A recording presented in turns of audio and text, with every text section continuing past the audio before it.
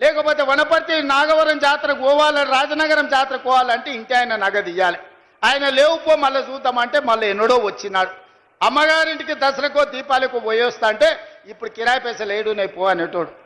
అమ్మవారిని దర్శించుకోవాలన్నా అమ్మగారి ఇంటికి పోవాలన్నా మా అక్కలు అడుక్కునే పరిస్థితి.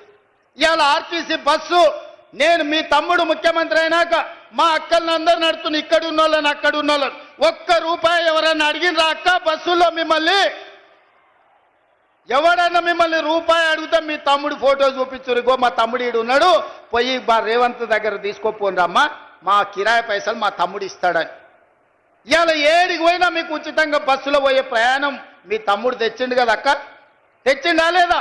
స్వతంత్రం వచ్చినప్పటి నుంచి ఎప్పుడైనా ఆడబిడ్డలు ఆర్టీసీలో ఉచితంగా ప్రయాణం చేసిండ్రా?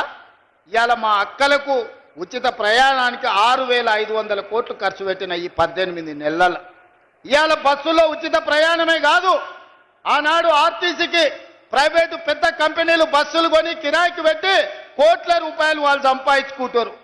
అరే నీ అమ్మ ఇట్లా కూడా సంపాదించుకునేది ఎందుకని ఇవాళ 1000 బస్సులు మా సంఘాలకు కొనిచ్చి ఆర్టీసీ కిరాయికి పెట్టినాం. మా అక్కలందరూ ఇవాళ 1000 బస్సులకు యజమానులైనరు.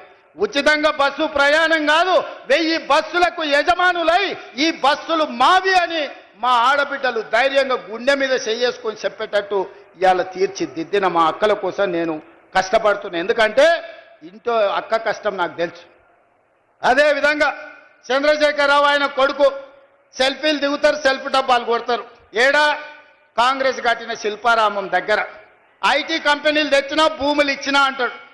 నువ్వు ఐటీ కంపెనీలు తెచ్చి భూములు ఇచ్చినవో లేదో కానీ మా ఇందిరా మహిళా శక్తికి 100 కోట్ల రూపాయల భూమి హైటెక్ సిటీ పక్కన శిల్పారామాన్ని ఆనుకొని ఎకరాల కొద్ది భూమి ఇచ్చి 150 షాపులు తెరిపించి గ్రామాలల్లా తండాలల్లా గూడాలల్లా మా ఆడబిడ్డలు తయారు చేసిన వస్తువులు తిను బండారాలు ఇవాళ శిల్పారామం పక్కన ఈరోజు ప్రదర్శన పెట్టి ప్రపంచంతోనే మా ఆడబిడ్డలు పోటీ పడుతున్నారు.